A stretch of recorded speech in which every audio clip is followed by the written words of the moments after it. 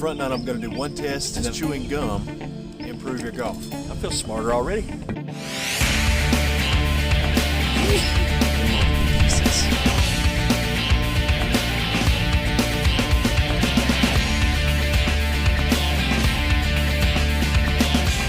I just finished 9. This is part 2. This is going to be basically my summary of how a modern driver that I have not played in over 2 months stacks up against a vintage driver, a persimmon wood steel shafted driver that I have now been playing for over 2 months. So I'm here on the 10th tee. It's a par 3. Of course, I'm not hitting the driver here. I don't know, maybe I should hit the driver. Might be an improvement. Anyway, I'm not hitting the driver here. I'm also doing another little experiment. I'm trying to sit down for 5 minutes and get a little snack and something to drink and see if that little mental break will help me on this backside to play better. So I've pretty much just been walking from straight from the ninth green all the way up to the 10th tee box and just go stuff and go. I do have some groups behind me. I can't take all day, but just getting off of my feet for 5 minutes should be pretty damn beneficial. And it's breezy. Swing easy.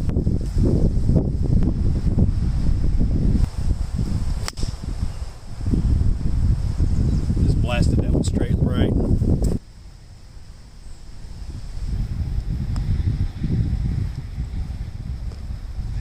Right, nice par to start off the backside.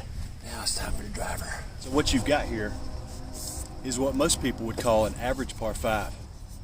It's 520 yards. The fairways are super wet today, so distance is not really going to be something that I'm really focused in on. Focus more on accuracy and flight and quality of strike, solid contact, all of that stuff. It gets fairly tight down there. So for some people you'd say, why even hit the driver? But today is all about driver experimentation. So on this back 9, I'm going to try and hit driver as many times as possible without just being ridiculous. Okay?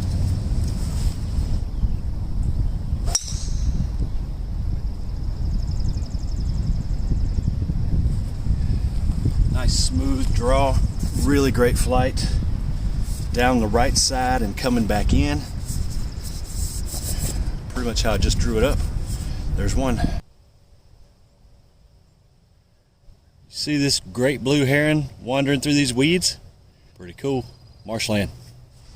Okay, here is a prime example of a hole that looks simple on paper, but in reality is not so simple. It's a 481 yard par 5. However, you're going up the hill on the tee shot. It looks pretty fair on camera, but honestly it's uphill a little bit. But then you've also got to consider that the fairways are a little furry and they're really wet after 2 weeks of rain. Now you would think, okay, well, as long as you hit a good 250, 260 yard drive, you've got a chance to get on the green in 2. Not so. The green is tucked behind some trees off to the right. There's a big creek. There's really no good landing spots, and your layup, when you play a layup, has to actually be about a 200 plus yard layup because you've got to get past those trees in order to come back. It's almost a dog leg at the end of the hole. Let's see if I can make the fairway.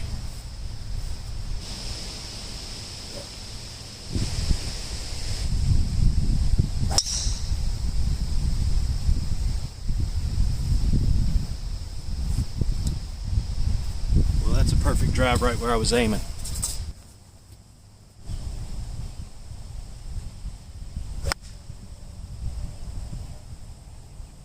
My best. Okay, so there's a combination of a couple of things going on here. Number 1, I shot a bad yardage. Number 2, I didn't have enough club. Number 3, I didn't execute the shot very well. And now I'm stuck behind these tree branches and I got to get to a tucked green. 100 yards. Come on, Chad.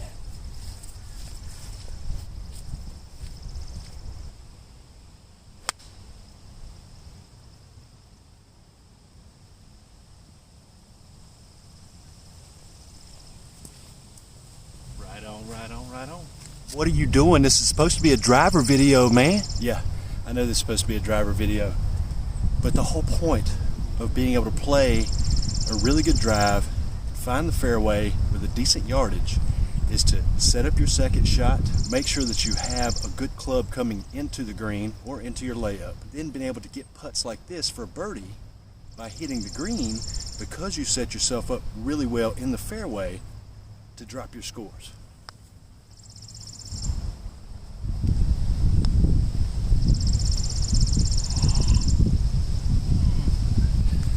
So that putt was kind of a catch-22. I had some pine needles that were giving me a line to show me the line to put it on, but I also had to go over those pine needles and it was going to affect the speed of the putt.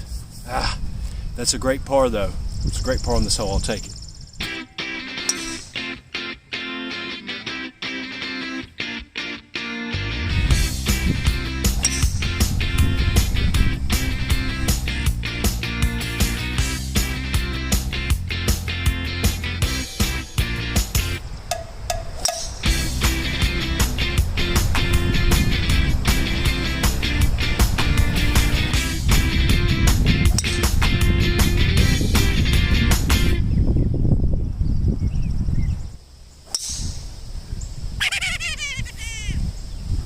Here's a great hole. It's 278 yards, par 4, and you think, oh wow, a really short par 4 that's almost drivable or drivable for some people. Yeah, only the thing is, that flag out in the distance, that ain't the flag. Flag is over here. Those trees are enormous. Can't tell on camera, but they're every bit of about 150 feet in the air.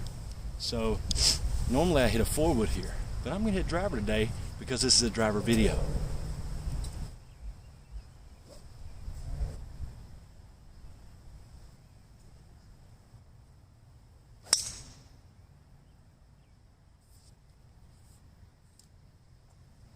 That's terrible. If you go back and watch that swing, I'll put it up here in slow motion for you.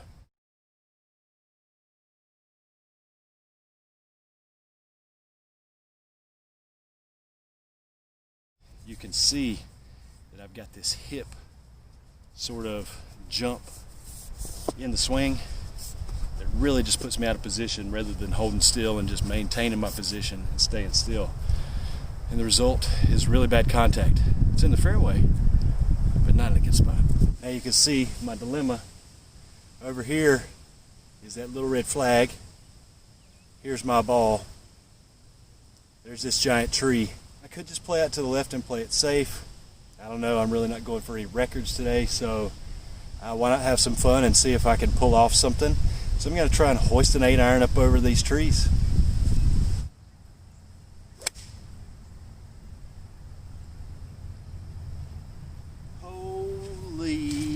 Wow, it's perfect.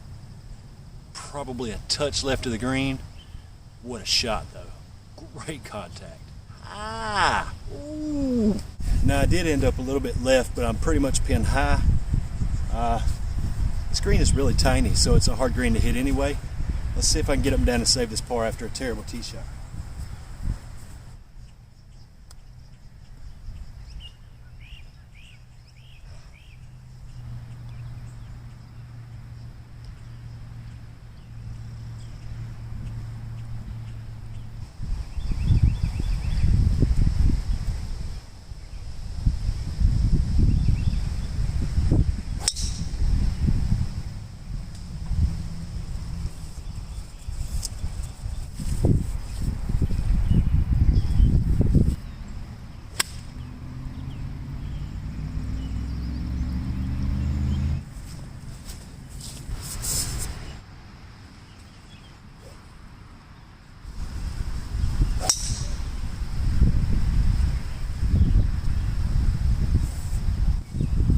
Really well struck. Had a draw, but I started it down that tree line on the right. Man, don't know if I was aimed that way, if I just blocked it or what. I'll have to go back and check on video. This is a 396 yard par 4. Hit my driver, and I have 125 left to the hole. So you do the math, it's about 275 on the drive, so it's hit well. I just left it out here right. This huge tree to contend with, there's no way I can go up over it. It's easily 125 feet tall, and it's on about, I'd say 50 yards away. There's just no way to get it up that high and carry it that far. So I've got to play under. Try a bump shot with a 7-iron, just get up there close. Well, I'd like to have it a little closer than that, but I got a shot at it.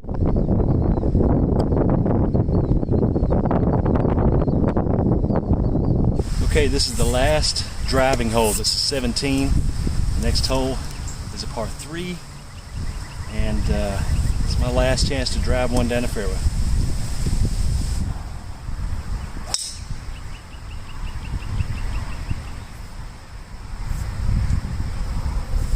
Down a shoot. I got a feeling the wind killed that drive. I'm gonna shoot back to the tee box and measure. It only traveled about 235, 240. Wind killed it. Oh, I just lost it then. Last hole, 18th, par 3, 142. Incidentally, I bogeyed that last hole after a great drive down the middle. Just not scoring very well today. 8-iron.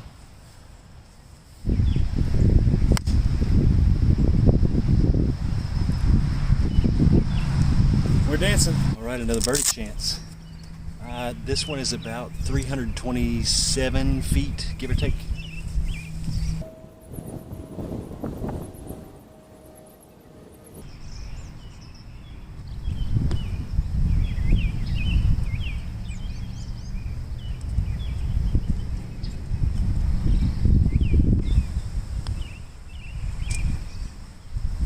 $69 feet.